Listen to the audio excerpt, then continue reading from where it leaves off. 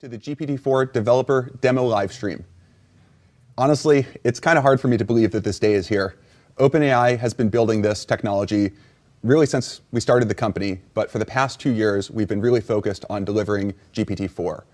That started with rebuilding our entire training stack, actually training the model, and then seeing what it was capable of, trying to figure out its capabilities, its risks, working with partners in order to test it in real-world scenarios, really tuning its behavior, optimizing the model, getting it available so that you can use it.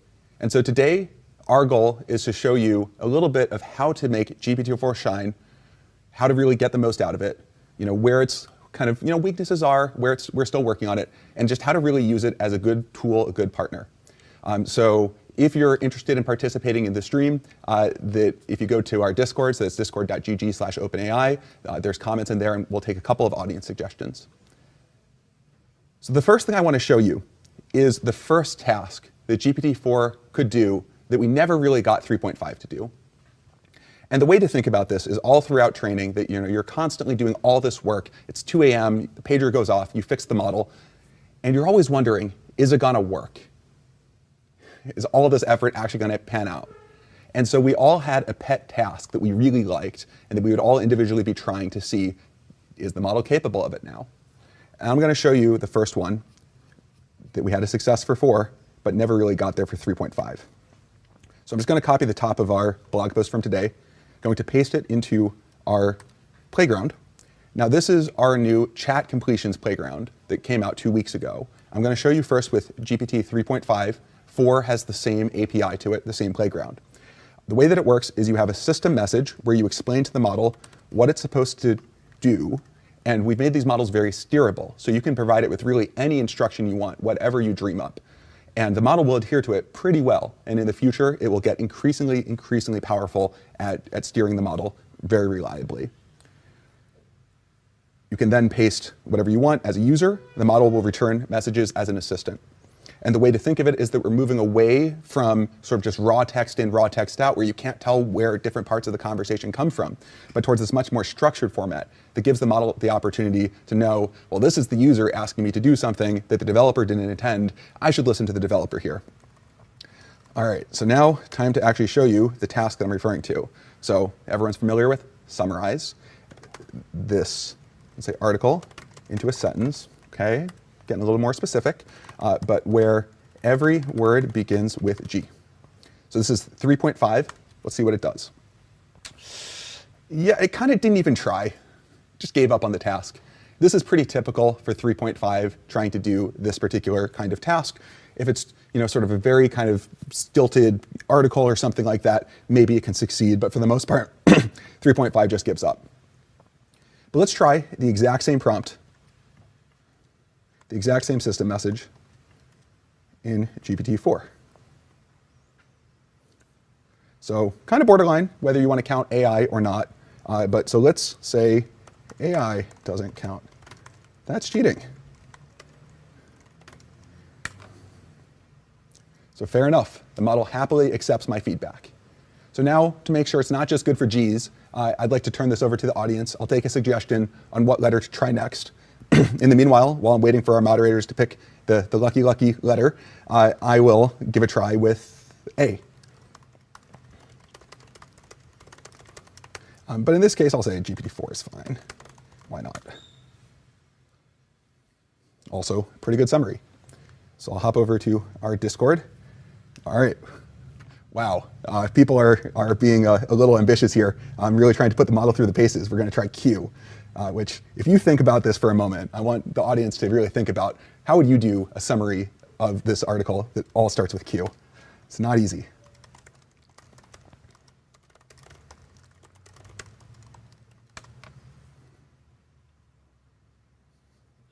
It's pretty good. That's pretty good. All right, so I've shown you summarizing an existing article. I want to show you how you can flexibly combine ideas between different articles. So I'm going to take this article that was on Hacker News yesterday, copy paste it into the same conversation so it has all the context of what we were just doing. I'm going to say, find one common theme between this article and the GPT-4 blog. So this is an article about Pinecone, which is a Python web app development framework, and it's making the technology more accessible, user-friendly. If you don't think that was insightful enough, you can always give some feedback and say, that was not insightful enough. Please. No, I'll just leave it there. Leave it up to the model to decide. So bridging the gap between powerful technologies and practical applications. Seems not bad. And of course, you can ask for any other kind of task you want using its flexible language understanding and synthesis. You can ask for something like, now turn the GPT-4 blog post into a rhyming poem.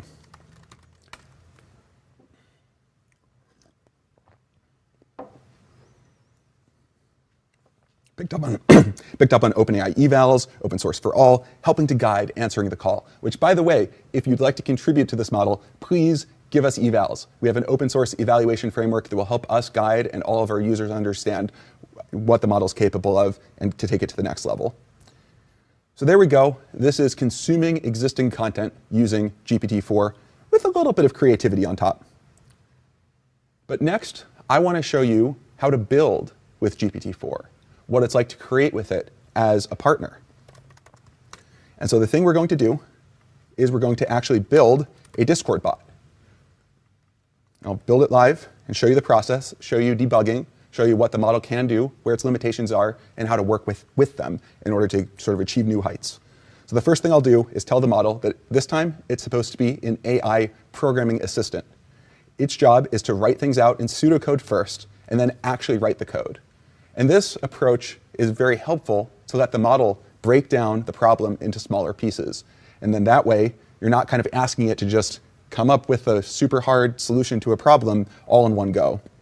It also makes it very interpretable because you can see exactly what the model was thinking, and you can even provide corrections if you'd like. So here is the prompt that we're going to ask it. This is the kind of thing that 3.5 would totally choke on if you've tried anything like it. But so we're going to ask for a Discord bot that uses the GPT-4 API to read images and text. Now, there's one problem here, which is this model's training cutoff is in 2021, which means it has not seen our new chat completions format. So I literally just went to the blog post from 2 weeks ago, copy-pasted from the blog post, including the response format. It has not seen the new image extension to that, and so I just kind of wrote that up in just very minimal detail about how to include images. And now the model can actually leverage that documentation that it did not have memorized, that it does not know.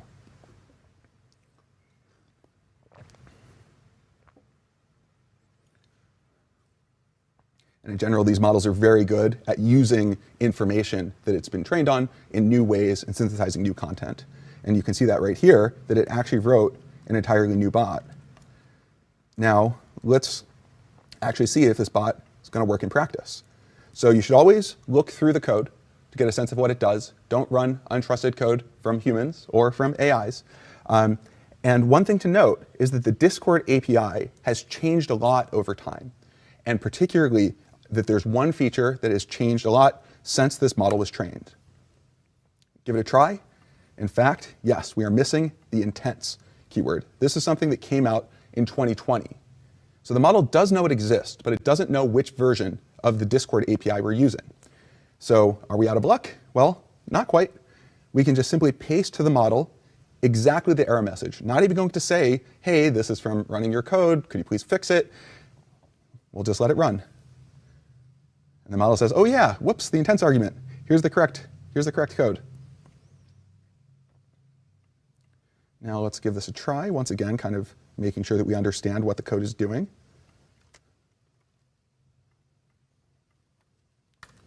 Now, a second issue that can come up is it doesn't know what environment I'm running in. And if you notice, it says, hey, here's this inscrutable error message, which if you've not used Jupyter Notebook a lot with async IO before, you probably have no idea what this means. But fortunately, once again, you can just sort of say to the model, hey, I'm using Jupyter and would like to make this work. Can you fix it? And the specific problem is that there's already an event loop running, so you need to use this nest async IO library. You need to call nest async IO.apply. The model knows all of this. correctly instantiates all of these pieces into the bot. It even helpfully tells you, oh, you're running in Jupyter. Well, you can do this bang pip install in order to install the package if you don't already have it. That was very helpful. So now we'll run, and it looks like something happened. So the first thing I'll do is go over to our Discord, and I will paste in a screenshot of our Discord itself.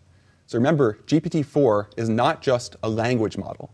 It's also a vision model. In fact, it can flexibly accept inputs that intersperse images and text arbitrarily, kind of like a document. Now, the image feature is in preview, so this is going to be a little sneak peek. It's not yet publicly available. It's something we're working with one partner called Be My Eyes in order to really start to develop it and get it ready for prime time.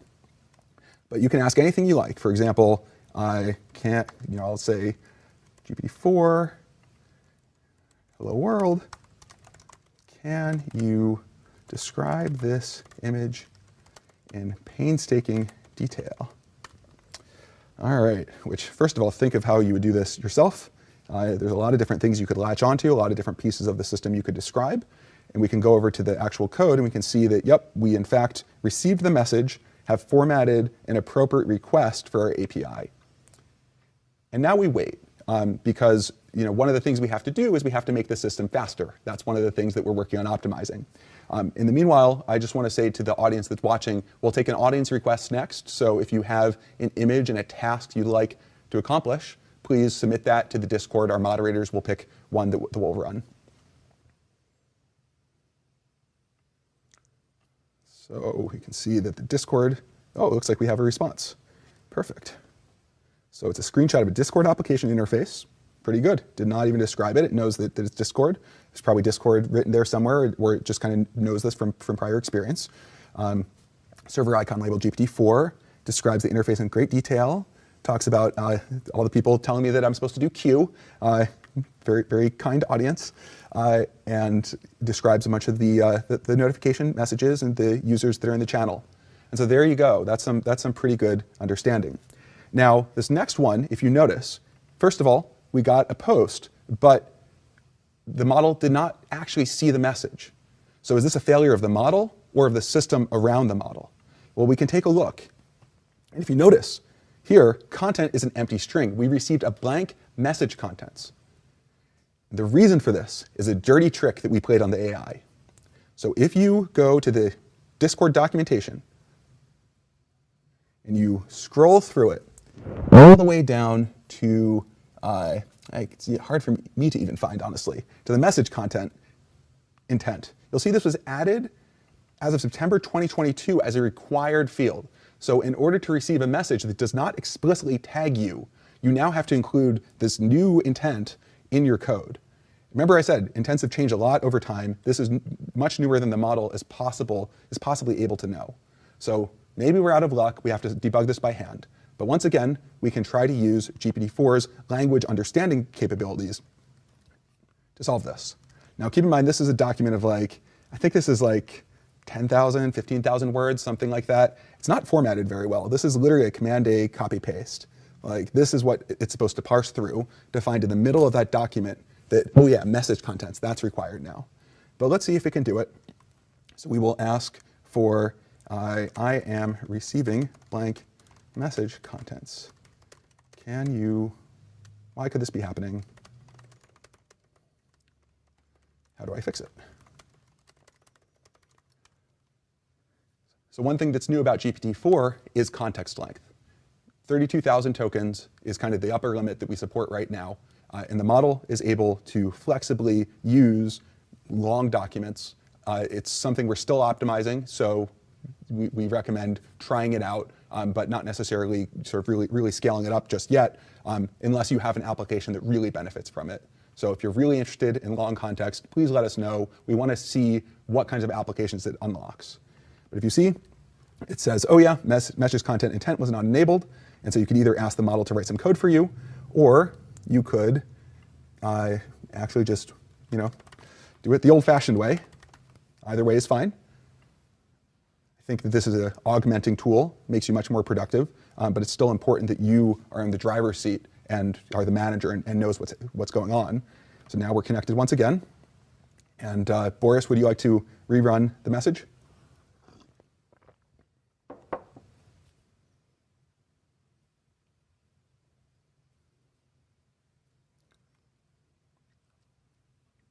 Once again, we can see that we have received it, even though the bot was not explicitly tagged. Seems like a pretty good description. Interesting. This is an interesting image, actually. It looks like it's a Dolly generated one. And let's actually try this one as well.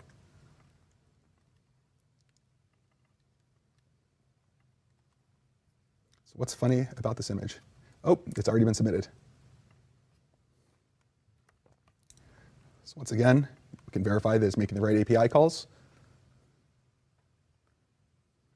Squirrels do typically eat nuts. We don't expect them to use a camera or act like a human. So I think that's a pretty good explanation of why that image is funny. So I'm going to show you one more example of what you can do with this model.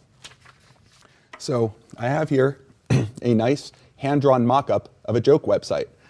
Definitely worthy of being put up on my refrigerator. So I'm just going to take out my phone, literally take a photo of this mock-up, and then I'm going to send it to our Discord.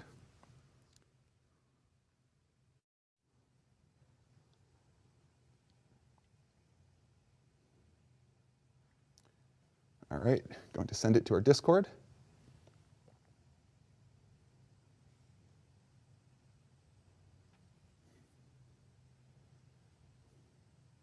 And this is, of course, the rockiest part, making sure that we actually send it to the right channel. Which, in fact, I think maybe I did not. Sent it to the wrong channel. It's funny, it's always the sort of non-AI parts of these demos that are the hardest part to do.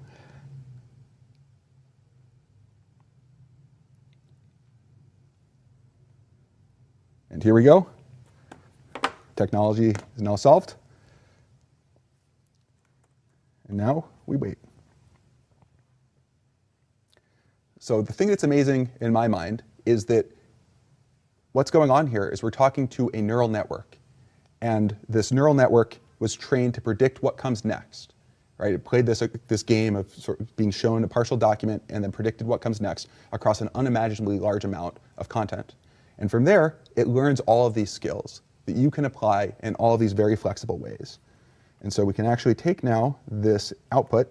So literally we just said to output the HTML from that picture. And here we go. Actual working JavaScript, filled in the jokes. For comparison, this was the original of our mockup. And so there you go, going from hand-drawn, beautiful art, if I do say so myself, to working website. And this is all just potential, right? You can see lots of different applications. We ourselves are still figuring out new ways to use this. So we're going to work with our partner. We're going to scale up from there, but please be patient because it's going to take us some time to really make this available for everyone. So I have one last thing to show you. I've shown you reading existing content. I've shown you how to build with the system as a partner. The last thing I'm going to show is how to work with the system to accomplish a task that none of us like to do, but we all have to. So you may have guessed, the thing we're going to do is taxes. Now note that GPT is not a certified tax professional, nor am I, so you should always check with your tax advisor. But it can be helpful to understand some dense content, to just be able to empower yourself to be able to sort of solve problems and get a handle on what's happening when you could not otherwise. So once again, I'll do a system message. In this case, I'm going to tell it that it's tax GPT, which is not a specific thing that we've trained into this model. You can be very creative if you want with the system message to really get the model in the mood of what is your job, what are you supposed to do. So I pasted in the tax code. This is about 16 pages worth of tax code. And there's this question about Alice and Bob. They got married at one point, and that here are their incomes, and they take a standard deduction. They're filing jointly. So first question, what is their standard deduction for 2018? So while the model is chugging, I'm going to solve this problem by hand to show you what's involved. So the standard deduction is the basic standard deduction plus the additional. The basic one is 200% for joint return of subparagraph C, which is here. Okay, so additional doesn't apply. The limitation doesn't apply. Okay, none of these apply. Oh, wait, special rules for taxable year 2018, which is the one we care about, through 2025, you have to substitute 12,000 for 3,000. So 200% of 12,000, 24,000 is the final answer. If you notice, the model got to the same conclusion, and you can actually read through its explanation. And to tell you the truth, the first time I tried to approach this problem myself, I could not figure it out. I spent half an hour reading through the tax code, trying to figure out this back reference and why there's subparagraph, just what's even going on. It was only by asking the model to spell out its reasoning, and then I followed along, that I was like, oh, I get it now. I understand how this works. And so that, I think, is where the power of this system lies. It's not perfect, but neither are you. And together, it's this amplifying tool that lets you just reach new heights. And you can go further. You can say, okay, now calculate their total liability.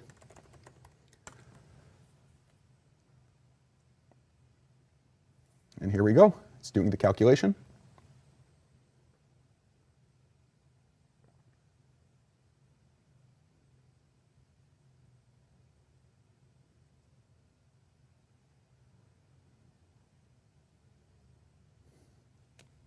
Honestly, every time it does it, it's amazing. This model is so good at mental math. It's way, way better than I am at mental math. It's not hooked up to a calculator. That's another way that you could really try to enhance these systems. But it has these raw capabilities that are so flexible. It doesn't care if it's code. It doesn't care if it's language. It doesn't care if it's tax. All of these capabilities in one system that can be applied towards the problem that you care about, towards your application, towards whatever you build.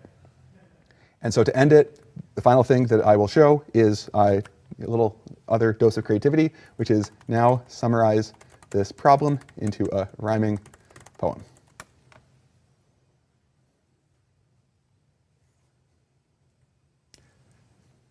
And there we go, a beautiful, beautiful poem about doing your taxes. So thank you, everyone, for tuning in. I hope you learned something about what the model can do, how to work with it.